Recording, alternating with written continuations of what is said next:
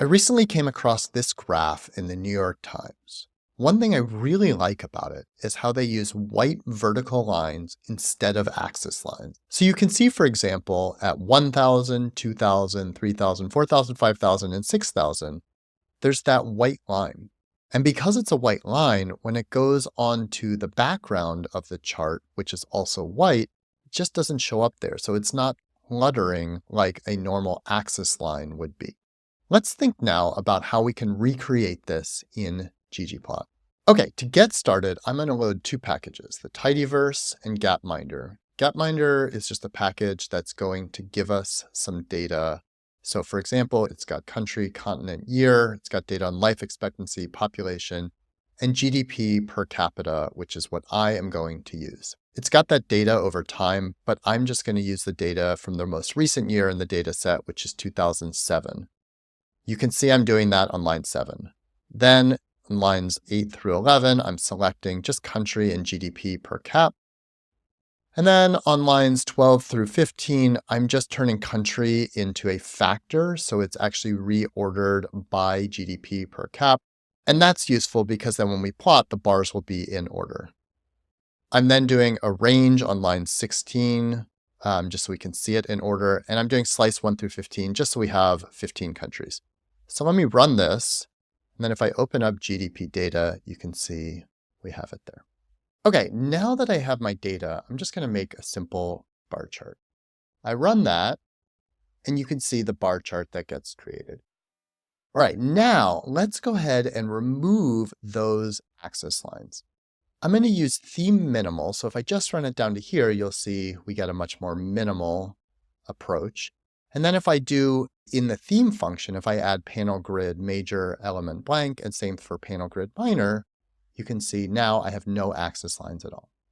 Okay, perfect. Now to add them back in, I am going to use the same code, except I'm going to use geom vline. So you can see here on lines 53 through 60 where I've got that. With geom vline, you just give it an x-intercept. So I could say, here, let me make it simple. I could say, for example, x-intercept equals 10,000. And if I run that, you can see I get a line at 10,000. Now that looks like what I want, but of course it's only one line. So what I had before was using the seek function. I think that's how you pronounce it. So I'm saying from 10,000 to 50,000 by 10,000. So in other words, it'll put a line at 10,000, 20,000, 30,000, 40,000, and 50,000. And there we go. You can see now how I've got my kind of axis lines. I'm doing that in air quotes. And you can see, for example, in the 40,000 one, how once we get down below Ireland, it actually just disappears into the background, which is really nice. Okay, so if I wanted to kind of tweak this further, there are a few things I might do. Let me actually run this whole thing and show you kind of what I might end up with. Bring this over just slightly. So I've done a few things. First, I have made my bars blue.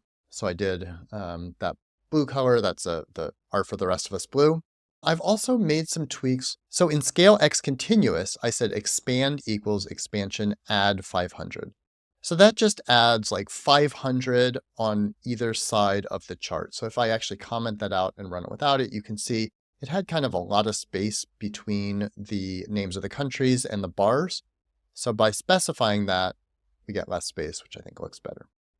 Then you can see I have adjusted my labels. So I'm using the $format function from the scales package. And I'm saying scale equals 1 to 1,000 because I don't actually want to show, 10,000. I want it to just be 10K. So that's basically dividing it by 1,000.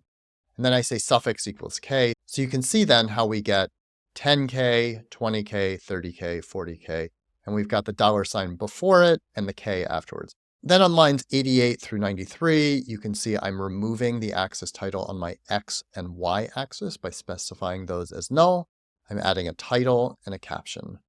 Then in theme minimal, I'm saying base family equals Roboto just to make it use Roboto font. Base size equals 14, just makes it a little bit bigger, makes it look nicer.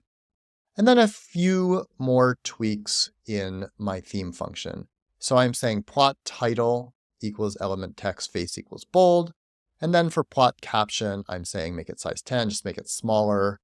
I'm making the color just a little bit lighter. H just equals 0 puts it on the left side, and then I'm adding a little bit of margin between it and the chart. So with all of these tweaks, we have now made a plot in ggplot that has nice vertical white lines that enable us to remove those axis lines and gives us a nice clean look.